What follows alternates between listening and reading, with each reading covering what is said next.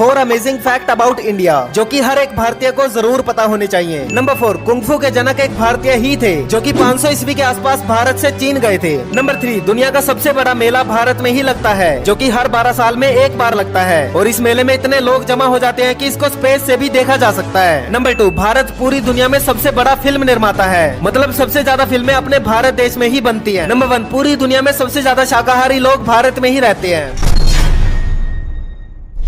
दोस्तों, क्या आपने कभी सोचा है कि अगर भविष्य में चाइना और भारत के बीच युद्ध हुआ तो कौन जीतेगा? तो दरअसल जब भी चाइना और भारत के बीच युद्ध की बात की जाती है तो ये चीनी हमें 1962 में हुए युद्ध की हार को याद दिलाते हैं। लेकिन इन चाइनीजों को हम बता देना चाहते हैं कि अब हमारा भारत 1962 वाला भारत नहीं रहा। अगर इन दोनों देशों के बीच युद्ध होता है तो चाइना के हार जाने के 3 मुख्य कारण है। नंबर 1, चाइना में एक बच्चा नीति से अधिकतर फौजी अपने माता पिता की इकलौती संतान है, इसलिए वो युद्ध में मरना नहीं चाहते। नंबर 2, चाइना एक कम्युनिस्ट देश है, इसलिए वहाँ के लोगों के अंदर शासन व्यवस्था के प्रति विरोध की भावना और देशभक्ति की भी कमी है। वहीं भारत के अंदर प्रजातंत्र होने से भारत के लोगों के अंदर अधिक देशभक्ति है। नंबर 3, चाइना अपने हथियार खुद बनाता है, लेकिन भारत हथियारों को इंपोर्ट करता है जो कि चाइना के हथियारों से काफी ज्यादा एडवांस होते हैं। हाँ, मिलिट्री के कंपैरिजन में चीन भारत से थोड़ा ज्यादा आगे है, लेकिन युद्ध सिर्फ हथियारों से नहीं जीते जाते और अमेरिका तो शुरू से ही चाइना को आगे बढ़ता नहीं देखना चाहता, तो ऐसे में वो इंडिया का साथ देगा। और भारत और रूस की पक्की दोस्ती के बारे में तो आप सभी जानते ही हो।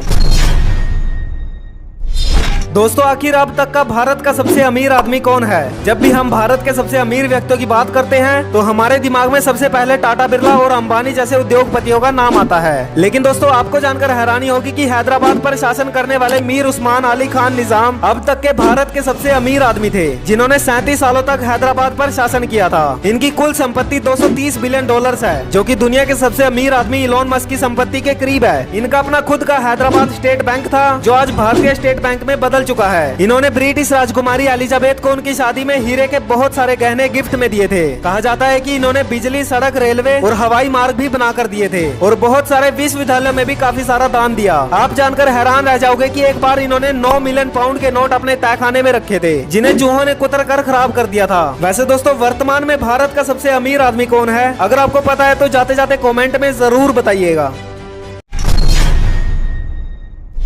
दोस्तों, 1960 में अमेरिका ने भारत को सुपर कंप्यूटर देने से मना कर दिया था और फिर देखिए कैसे भारत के वैज्ञानिकों ने अमेरिका को उसकी असली औकात दिखाई थी। तो दरअसल ये किस्सा है उस दौर का जब अमेरिका ने सुपर कंप्यूटर बना लिया था और भारत सरकार अमेरिका को पैसे देकर सुपर कंप्यूटर को खरीदना चाहती थी, क्योंकि किसी भी देश के लिए सुपर कंप्यूटर बहुत ही जरूरी होता है। भारतीय सरकार सुपर कंप्यूटर के लिए अमेरिका को 70 करोड़ रुपए तक देने को तैयार हो गई थी, जो कि उस समय के हिसाब से बहुत ही ज्यादा होते हैं। लेकिन फिर भी अमेरिका ने भारत को सुपर कंप्यूटर नहीं दिया। फिर प्रधानमंत्री राजीव गांधी जी ने देश के सभी वैज्ञानिकों से पूछा कि क्या हम सुपर कंप्यूटर को भारत में ही बना सकते हैं। उस टाइम बीजेपी भटकर ने इसकी जिम्मेदारी ली और फाइनली 1991 में भारत ने अपना पहला सुपर कंप्यूटर बना डाला, जिसका नाम वैज्ञानिकों ने परम रखा। और जिस सुपर कंप्यूटर को अमेरिका ने 70 करोड़ रुपए में भी नहीं दिया, वो भारत ने महज 3 करोड़ रुपए में बनाकर तैयार कर दिया।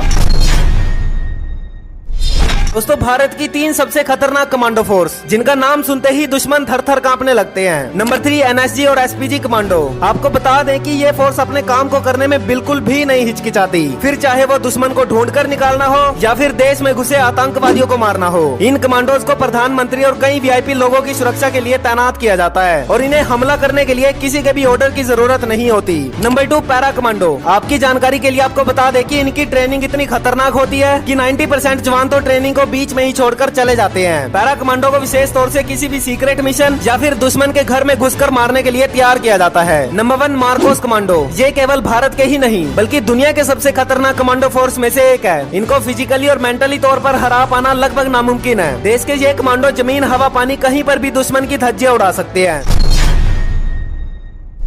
दोस्तों, आखिर भारत में चाइनीज गाड़ियां क्यों फेल हुई? चाइना पूरी दुनिया में सबसे ज्यादा कार बेचने वाला देश है, तो ऐसा क्या हुआ कि भारत में चाइना की एक भी कार देखने को नहीं मिलती है? तो दरअसल इसके पीछे 3 बड़े कारण हैं। नंबर 3, आपको तो पता ही है, कभी तो चाइना भारत के साथ दोस्ती का नाटक करता है और कभी उसकी नीयत में खोट आ जाता है। ऐसे में आने वाले समय में अगर भारत और चाइना के बीच हालात ज्यादा खराब होते हैं तो भारत में वो चाइनीज कार कंपनी को बहुत ही ज्यादा नुकसान होगा। नंबर 2, जब भी किसी विदेशी गाड़ी को भारत में इम्पोर्ट किया जाता है तो वहाँ एवरेज प्राइस में मिलने वाली गाड़ी यहाँ पर आकर काफी ज्यादा महंगी हो जाती है और इसी कारण से चाइनीज कंपनियां भारत में एंटर नहीं कर पाई हैं। नंबर 1, अगर भारत में कोई कंपनी सस्ती गाड़ियां बनाती है तो उनका हाल टाटा नैनो जैसा हो जाता है और अगर महंगी गाड़ियां बनाती हैं तो उन्हें सिर्फ हाई स्टैंडर्ड वाले लोग ही खरीद पाते हैं, जिससे कि कंपनी को काफी ज्यादा नुकसान होता है और इसीलिए चाइनीज कार कंपनियां भारत में आने से कतराती हैं।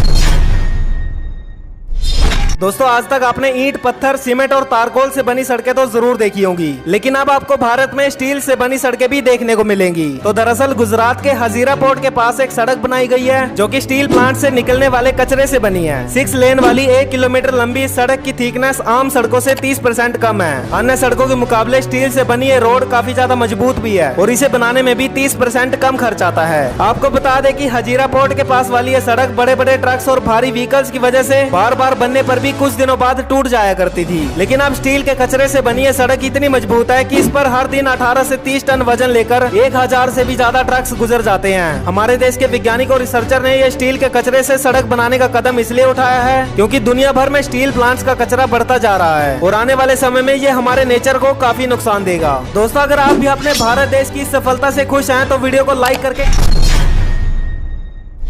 दोस्तों आखिर गोरखा सैनिक इतने खतरनाक क्यों होते हैं? तो दरअसल इंडियन आर्मी की गोरखा रेजिमेंट को दुश्मनों से बहादुरी से लड़ने के लिए जाना जाता है और ये रेजिमेंट दुनिया के सिर्फ 3 देशों के पास है, नेपाल, ब्रिटेन और इंडिया। आपको बता दें कि जब भी किसी गोरखा सैनिक के घर बच्चा पैदा होता है तो पूरे गाँव में आयो गोरखाली बोलकर शोर मचाते हैं। इनको शुरू से ही ये सिखाया जाता है कि डर कर जीने से बेहतर है मर जाना। गोरखा सैनिकों की 42 वीक की कठिन ट्रेनिंग होती है। इसमें ये सैनिक फिजिकली और मेंटली तौर पर काफी मजबूत हो जाते हैं। इन सैनिकों को ट्रेनिंग में छोटे हथियारों से लेकर बड़े हथियार तक चलाना सिखाया जाता है और इसमें भी सबसे जरूरी आमने सामने की लड़ाई की ट्रेनिंग होती है। हर एक गोरखा सैनिक के पास एक खुखरी होती है जिससे वो दुश्मन के परखच्चे उड़ा देते हैं। इनके बारे में ऐसा कहा जाता है कि अगर कोई आपको बोले कि उसे मरने से डर नहीं लगता तो समझ जाना या तो वो गोरखा है या फिर वो झूठ बोल रहा है।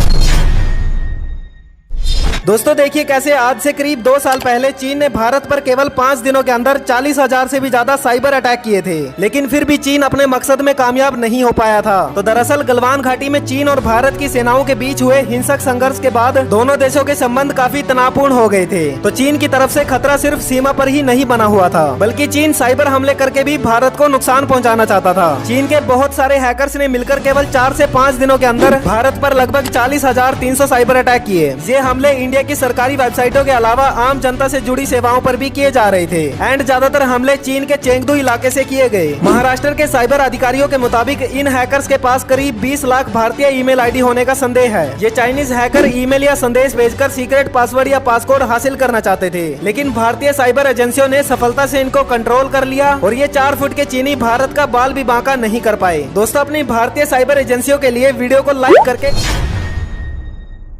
दोस्तों क्या आपने कभी सोचा है कि आखिर भारत में दुबई की तरह ऊंची ऊंची बिल्डिंग्स क्यों नहीं बनाई जाती? क्या भारत के पास इतना पैसा नहीं है या फिर वो टेक्नोलॉजी नहीं है कि इंडिया में ज्यादा ऊंची इमारतें बनाई जा सके? तो आपकी जानकारी के लिए आपको बता दूं कि ऐसा तो बिल्कुल भी नहीं है। अगर अपना इंडिया चाहे तो दुबई के बुर्ज खलीफा से भी ऊंची इमारत बना सकता है। आपको बता दें कि अगर किसी शहर की FSI वैल्यू ज्यादा हो तो वहाँ पर बिल्डर्स ऊंची से ऊंची बिल्डिंग बना सकते हैं और भारत में FSI वैल्यू यानी फ्लोर स्पेस इंडेक्स 1 से 5 के बीच में तय होती है। भारत के सिर्फ मुंबई शहर में ही FSI वैल्यू सबसे ज्यादा है और यही वजह है कि इंडिया के और शहरों की अपेक्षा आपको मुंबई में ही सबसे ऊंची इमारतें देखने को मिलेंगी। एंड इसके पीछे सरकार की एक बड़ी नीति ये भी है कि ऊंची ऊंची बिल्डिंग की जगह जमीन पर ही इन घरों को फैलाया जाए ताकि एक शहर को दूसरे शहर से जोड़ा जा सके और किसी को भी छोटी सी चीज लेने के लिए कई किलोमीटर दूर न जाना पड़े, जैसा कि पुराने समय में होता था। दोस्तों अगर आपको कोई बोले कि आप मुंबई से लेकर दुबई तक का सफर केवल 2 घंटे में पूरा कर सकते हो, वो भी ट्रेन से, तो शायद आपका जवाब होगा नहीं। लेकिन आपकी जानकारी के लिए आपको बता दें कि अब दुबई की सरकार मुंबई से लेकर दुबई तक एक अंडर वाटर टनल बनाएगी जिसमें से बुलेट ट्रेन इतनी स्पीड से गुजरेगी कि आप मुंबई से लेकर दुबई तक का सफर केवल 2 घंटे में पूरा कर सकोगे। ये सफर लगभग 2000 किलोमीटर का होगा जो कि भारत के मुंबई को दुबई के फुजेरा शहर से जोड़ेगा। बता दें कि ये एक मेगा प्रोजेक्ट होगा और अगर ये प्रोजेक्ट कामयाब हो गया तो भारत और दुबई दोनों को ही बहुत ज्यादा फायदा होगा, क्योंकि दुबई को मीठे पानी की जरूरत है तो हमारे भारत से पानी सीधा दुबई जाएगा और भारत दुबई से कच्चा तेल ले सकेगा, जिसकी वजह से भारत में तेल काफी सस्ता हो जाएगा। लेकिन अब सवाल ये उठता है कि अगर समुद्र की लहरें तेज हो गई तो क्या कुछ नहीं हो सकता? ऐसे में एक्सपर्ट्स का कहना है कि दोनों देश पानी के अंदर अपने अपने चेक पॉइंट्स बना सकते हैं या फिर सबसे पहले इस ट्रेन का इस्तेमाल माल ढोने के लिए किया जा सकता है। दोस्तों दुबई और अपने भारत का ये मेगा प्रोजेक्ट अगर आपको अच्छा लगा